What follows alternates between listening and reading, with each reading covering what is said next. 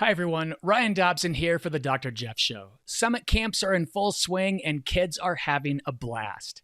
In fact, my own son Lincoln is attending right now. There are so many kids who want to go to camp at Summit, but they just need a little help. A generous donor has agreed to match every donation to the Summit Summer programs. Will you help a child learn the foundations of a Christian worldview at Summit? Donate online at summit.org/match, and every tax-free donation will be doubled.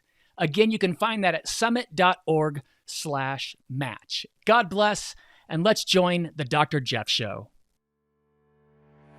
Hey everyone, welcome to the Dr. Jeff Show podcast. This show is available on Apple, Google, Spotify, Edify, Liftable, or wherever you get your podcasts. Please take a moment right now and leave a review. A positive review helps more people find out about the show. It's as simple as that. And we want more people to find out because this is the show where I interview major thought leaders to show how our worldview changes everything.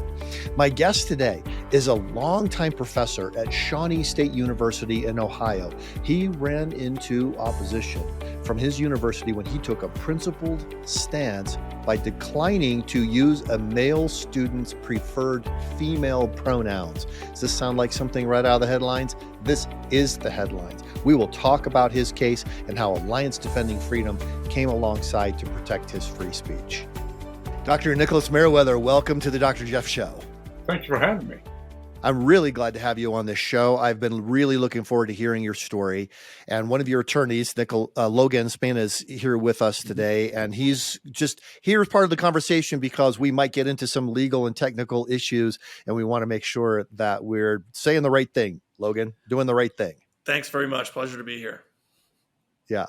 Well, Dr. Meriwether, you've been a philosophy professor for 20 years. And in being a professor, you've developed a way in the classroom of developing a respectful environment for discussion, dialogue that involves students.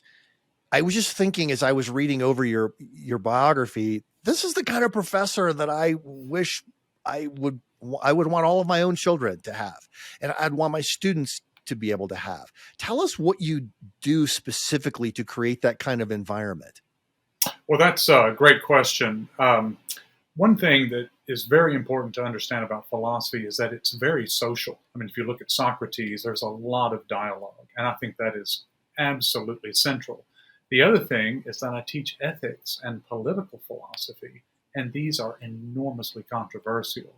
So you're exactly right. I have to work very hard to create an environment where students feel very, very open and free to offer their opinions and so forth.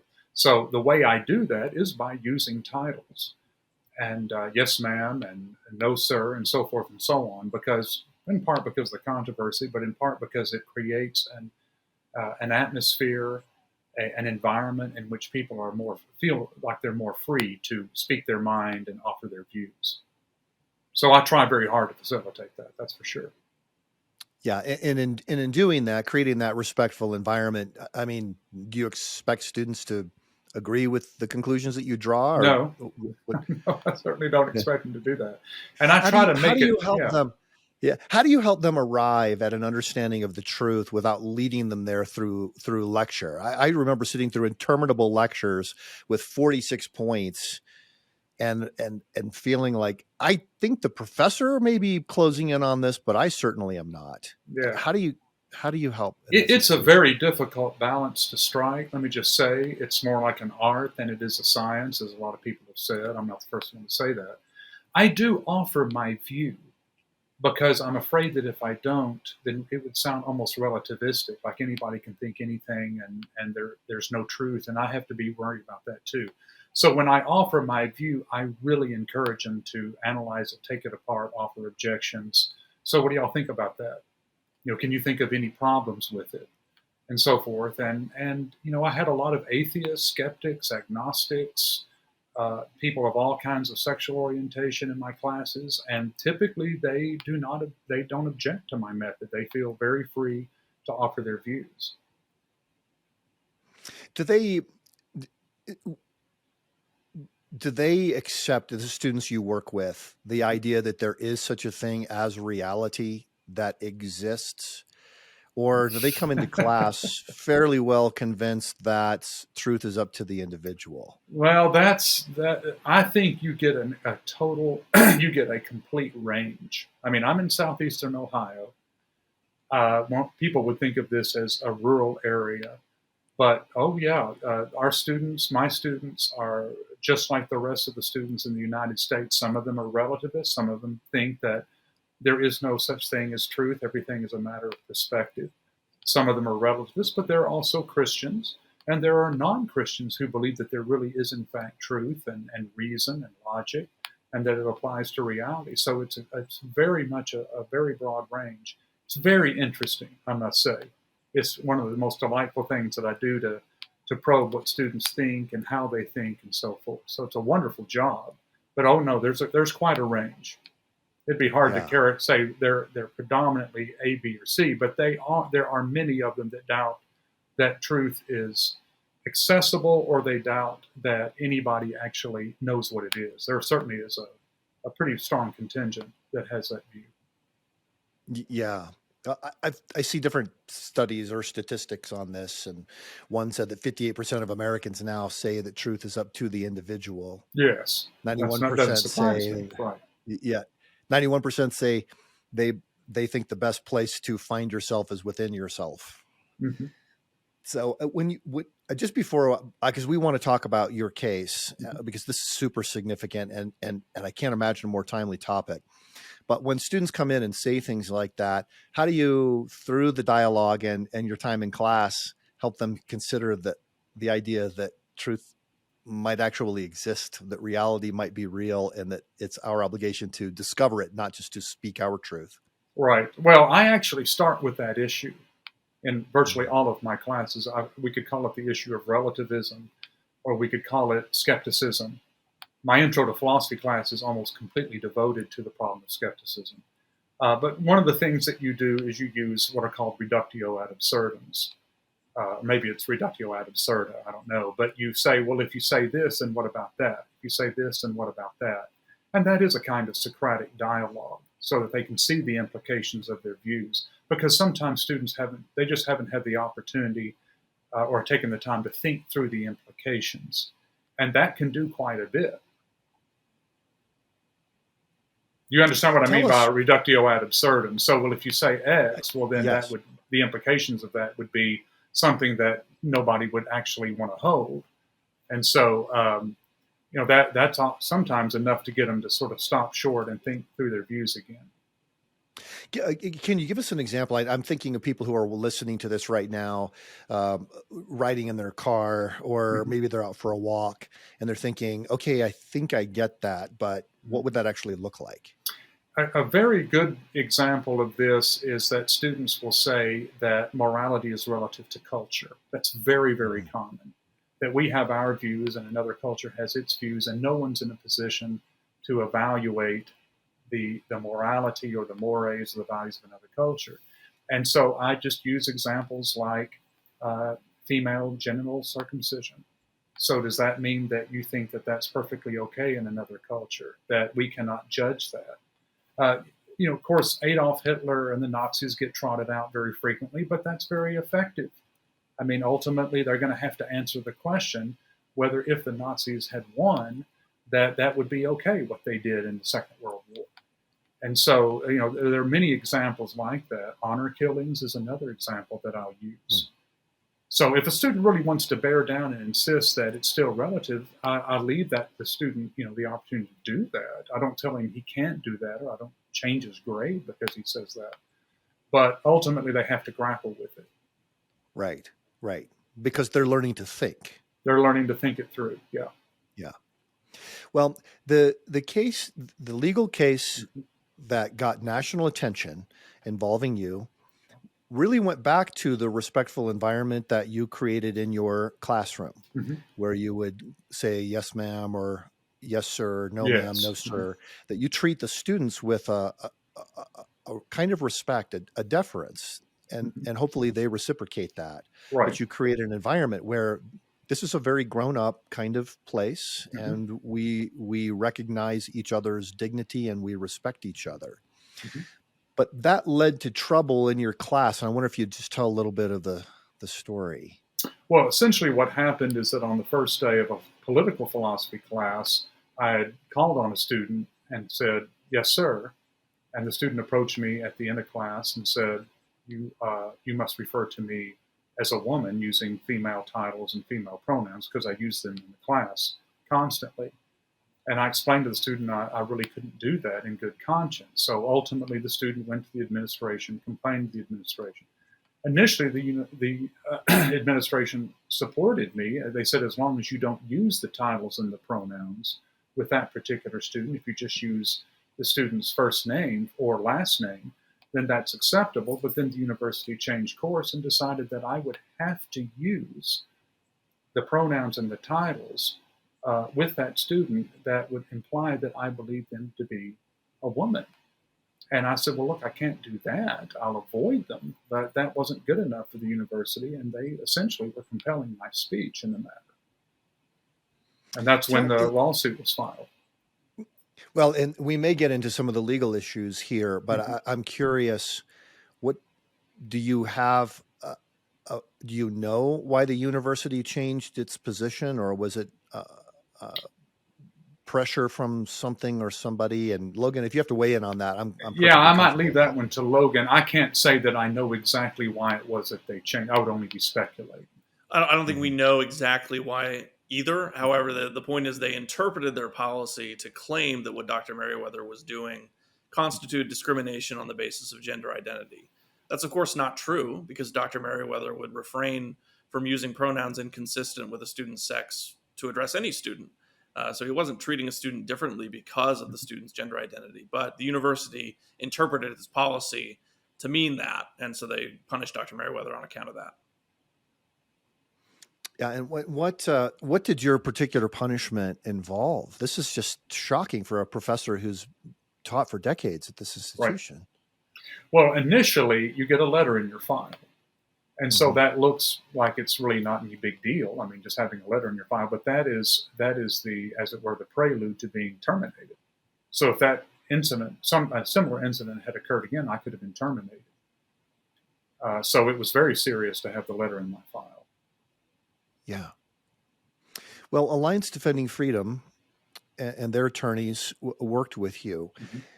I wonder, is this, I just can't imagine the shock of having such a good record, and then all of a sudden you've got this letter, and you realize that this is all very tenuous. One student who has gender dysphoria, I guess we could say, or expressed into class that you're not going to be able to operate based on reality. You have to do what I want. Gets to determine the whole thing. I mean, did you think that this was a legal case from the beginning, or how do you handle that? Well, I anticipated that I could be terminated if I didn't affirm gender identity ideology. I certainly saw it coming in the fall, so I was concerned about it. But I was aware that this was going on in universities and in workplaces and so forth. So, at least it wasn't like I was utterly blindsided by it. I was a little bit prepared for it. I wasn't completely prepared. I had no idea that it would ever even happen. But I knew that I could be required to affirm gender identity ideology. I knew that that was a possibility. It occurs to me that, especially if you've got your colleagues there, you've got the university administration, you've been part of the community for a long time, that to have a legal action against your institution has got to be one of the most interpersonally difficult things I can imagine. Well, I'm looking at, I really did not like having to do that, but I felt like I had to do it because I believed that academic freedom was very much under threat. Not only academic freedom, but also religious freedom was very, very seriously under threat. So it wasn't just about me. It was not just about my keeping my job. It was about academic freedom and religious freedom in higher education.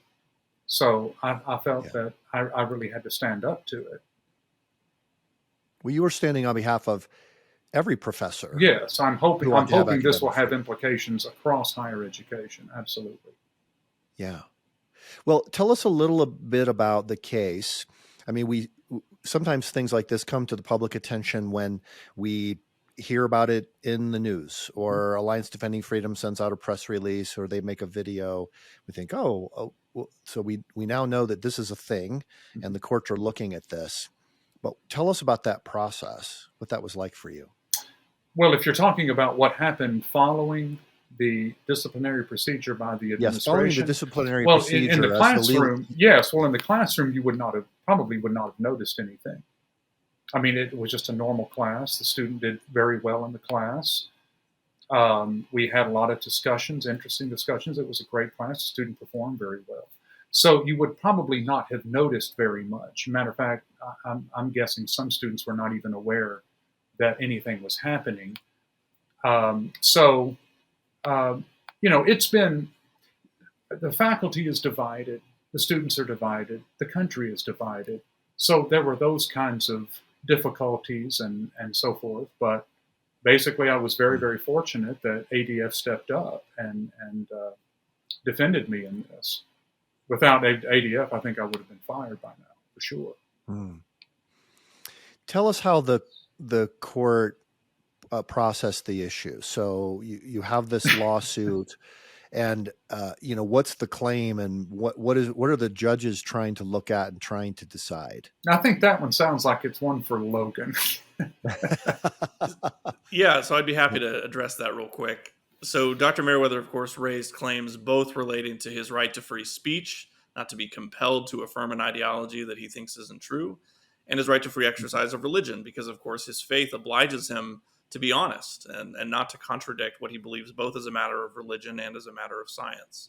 So he sued the university on account of the violation of both of those things. The district courts, the federal trial court where he filed his lawsuit, said that he did not have a claim at all. It dismissed the lawsuit.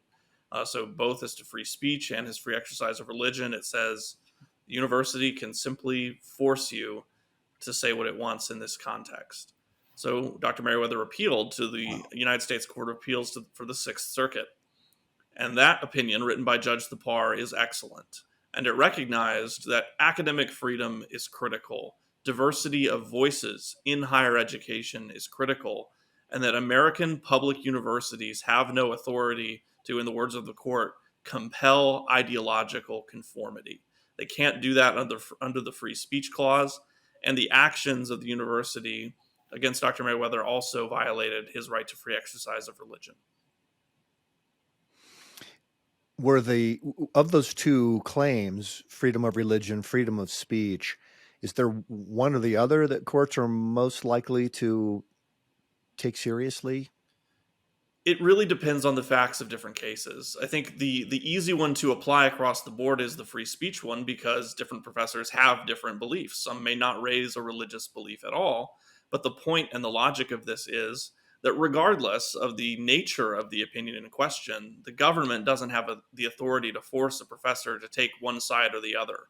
The court applied its reasoning in other hypothetical cases. It said, for example, you could not compel a civil rights icon to condemn the Freedom Riders, or you could not compel a Soviet immigrant to address everyone in the classroom as comrade, right? So these free speech principles apply across the board. But free exercise is a critical part of our Constitution, and depending on the facts of the case and the nature of the plaintiff or the professor, it's certainly a strong claim as well. And I don't know, Logan or Dr. Meriwether, who should address this, but I'm just curious about it. So Shawnee State is a public institution, government funded, taxpayer funded institution. Would it be different if it were a private institution? So I'll speak to that real quickly. It would be different.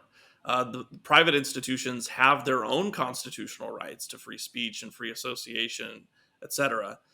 It doesn't mean that students and professors at private institutions have no rights, but they come from a different place, right? The Constitution binds the government, but students and professors at private universities may have contractual rights with the university that protect their speech, or they might have speech rights or rights against certain types of discrimination that come from federal or state statutes as well. But in terms of the First Amendment, that binds public universities. Okay. That's a really helpful consideration. Mhm. And probably someone, if they're looking at becoming a professor, taking a job at one kind of institution or another, you'd want to look into ahead of time. Definitely one consideration. Yeah. Yeah. If right. I may add here, I think the public university has an incredibly vital role in civil society. In a pluralistic society like ours, it has a very unique role. And that role is to be a marketplace of ideas, where ideas are tested and where almost all views are welcome. And so for the professor's speech to be coerced or compelled just runs totally against the idea of a public university that serves that role. Yes. Mhm. Yeah. Would that be true of other people who are civil servants in other government institutions? Or would that be unique to higher education? It's true That's that a public Logan servants question. have constitutional rights. The Supreme Court has consistently held that you do not surrender your constitutional rights just by virtue of taking a government job.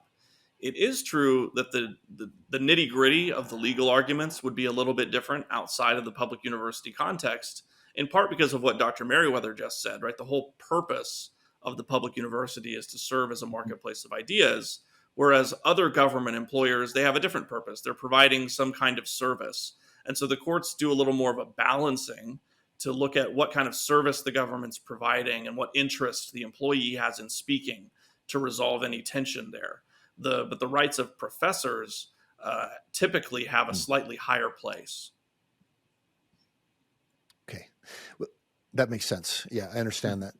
But it's not that if somebody goes to work for a government agency that then they can only speak for they have to speak for the government only. They can't have a private opinion. You're exactly right. They are able to have a private opinion. They don't surrender their constitutional rights just by virtue of accepting a government job. Okay. Well, tell us how the case was resolved. It sounds like this is one of those court cases where we all need to be reading the opinion. And I think when you cited from it, Lucas, I remember now having read that actual opinion because I remember that language. But that's not something that people would ordinarily do, I don't think. If somebody wants to read it, where do they go to find it and to get a copy of that? There are a lot of great places. I would direct them to adflegal.org. If they were to Google Meriwether and adflegal.org, Yeah. they'd probably find his case page, and we have it linked there. And what's a really cool resource for people in general who maybe are listening to your podcast is Google Scholar. You can actually pretty much read every federal court of appeals decision on Google Scholar. So if you want to look up the rights of public employees and explore that concept more, you can certainly do that there. But you can find information about Dr. Meriwether's case in particular, I think, really easily by going to adflegal.org. Yeah, pops right up. Yeah, that's wonderful. And tell us the name of the judge again who wrote that Judge opinion. Amul Thapar, Thapar. Thapar. Yeah. Okay. All right. Well, it sounds like terrific writing as well as Yes. terrific legal reasoning. Yes, absolutely. Yeah. It's a pleasure to read. He's very clear. Yeah. Well, Dr. Meriwether, as you went through that process and you got the resolution and the university had to make it right, there were quite a few significant things they had to do to make it right. So it's unlikely that they'll make a similar mistake. But what is it like now for you? Well, I think that the legal issue is over, but I think the cultural issue, the philosophical issue, that stuff is still going on. At my university and my town and throughout the country. So it was a very, very, very important legal victory. But yes, the issues are still out there. It's not like one side or the other just says, oh, okay, well, I lost in court, so I'll go ahead and just give up on the ideology. Things are not quite that simple. So it certainly continues in various forms. Yeah. I wonder if, and maybe this is a question for both of you, if you would help my former students a little bit. A lot of them are working for companies. They're significant companies. They've got great jobs and they're getting great salaries, but they're working for companies that are enforcing their, and I'm wondering if you have any thoughts, principles, guidelines, encouragement for young adults who are in this environment who aren't really established yet, and they're trying to feel their way through, but they want to do what's right and stand for truth. I think there's a mixture of issues there. So yeah, if Dr. Meriwether wants to speak maybe to. Well, I will say one thing, and that's really something Logan needs to address. But we have to be honest. And I think that in the time that we're living in now, being honest and being truthful and being faithful to Scripture and to what God has called us to do is going to come with a price. I don't think we're going to be able to get around that. So we have to do the right thing. We have to speak the truth and leave it in the Lord's hands as to what results from that. There is the matter of a biblical way of speaking truth. Mm-hmm. And that's one thing I love about your case, Dr. Meriwether, is that you were respectful throughout and stands the student's dignity. Yes, I tried to be anyway. Absolutely. And right. I try to treat all of my students with dignity and respect. And I think that's extremely important to do. I don't roll my eyes. I don't shake my head. If they say something I don't agree with, I might say, well, let's just think about that for a little bit. Is that, what kind of analysis can we give that? And that, I think, improves the classroom situation. It helps them to think. So, no, I did everything I could, short of saying something that I didn't believe in, uttering something that I didn't agree with, to make the student feel as welcome as I possibly could. And I do that with all my students. Yeah. Okay. That's okay. Thank you. I appreciate that. And I'm sorry, Lucas, I didn't mean to jump in there. I just wanted to add that one little point. Well, yeah, no problem at all. And I think what Dr. Meriwether said is critical in that, as Christians, we have a duty to speak the truth in love at all times. And I think Christians can land on how to do that in different ways, faithfully to what the Scripture commands. And of course, your duties as a Christian are different from your legal rights as an American sometimes. So what listeners should be aware of is that if they're part of a government employer, as we talked about a little bit ago, the government's ability to control their speech is limited by the First Amendment. And even at a private employer, there are laws that require private employers to accommodate a religious exercise if it's reasonable to do that. And with regard to pronouns in particular, the answer is that it should be, right? Because you can simply avoid using terms, say, that a potential coworker thinks is offensive or something like that. If you can simply avoid doing that, the employer ought to accommodate your religious belief. So whether you're a potential government employee or someone who addresses this issue outside that context, and you have problems with that, you should reach out to us at adflegal.org. Okay, that's great. So you're making a good distinction. I think a lot of what irritates some people in the workplace is they interpret your use of pronouns. I want you to call me he. Then using the term she is considered a microaggression. Mm-hmm. It's workplace violence. All kinds of things stem from that. But there is a way to avoid that, you're pointing out. But there are also rights that you have. Right. Exactly. Right. Yeah. Disagreement. I'm quoting Jordan Peterson here, but disagreement's painful.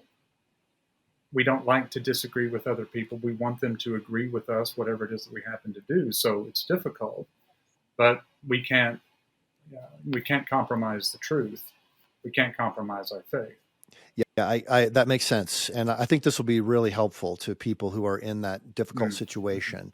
They don't want to be rude. They want to work well with others. They want their company to be successful.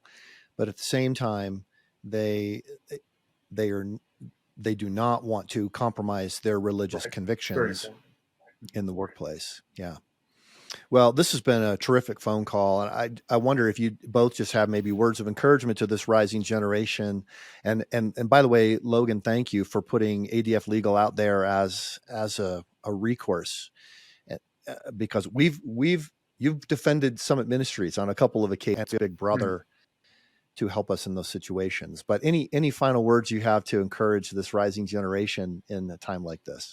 I can offer a couple of words of advice. One thing is you want a strong faith family.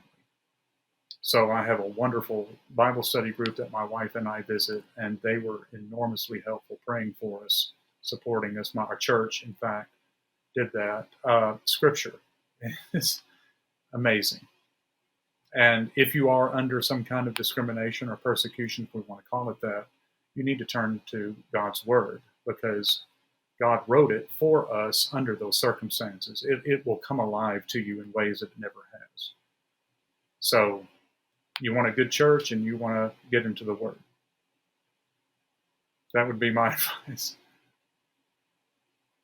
Yeah, Logan? I would add, so there's a Supreme Court case that's about 100 years old now. It's called Whitney versus California, and I'm going to paraphrase a little bit. But what the court said there was talking about the relationship between liberty and a healthy society. And they said those who won our independence understood that liberty is the key to happiness and courage is the secret to liberty.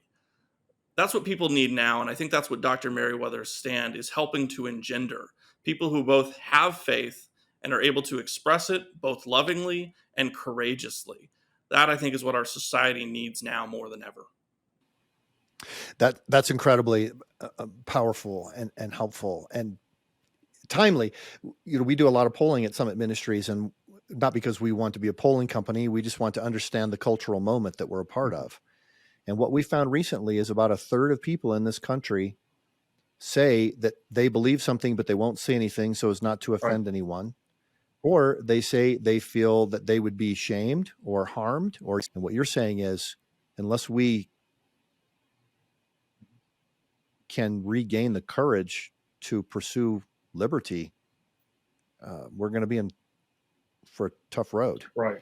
That's right. You can't be intimidated by the threat that you're going to hurt someone's feelings, but you shouldn't, as Logan said, we shouldn't be hurting people's feelings on purpose. But we can't be silenced or shut down merely out of concern that somebody might be offended. That is extremely unhealthy for civil society. Well, I'm so grateful to both of you for taking time to be on the Dr. Jeff Show podcast today. I'm really looking forward to getting the word out there. Well, thank you for having us. Yeah, thank you so much. A special thanks to my guest today, Nicholas Meriwether. You can find out about his case and more from Alliance Defending Freedom at adflegal.org. I know we talked about that in the show. It's in the show notes, but adflegal.org is the place to go. Psalm 139 reminds us that our inmost being is knit together by God in our mother's wombs. It is in knowing our Creator that we can fully know who we were created to be. Thanks for joining the show this week. We'll see you next week. Thanks for listening to the Dr. Jeff Show. And don't forget, you can help a child attend Summit Summer Session by going to summit.org/match. All your donations that are tax deductible will be doubled. God bless, have a great week, and we'll see you next time for another Dr. Jeff Show. Listeners, I want you to know that our podcast is on Edify, which is a truly powerful app that brings together thousands of the best Christian podcasts in one place for your listening enjoyment. You can download it at Edify, EDIFI.app. Be sure to share this show if you have enjoyed listening to it. And leave a review, if you would, on the site where you download the show. That helps more people know about the Dr. Jeff Show. And I'll look forward to seeing you next week.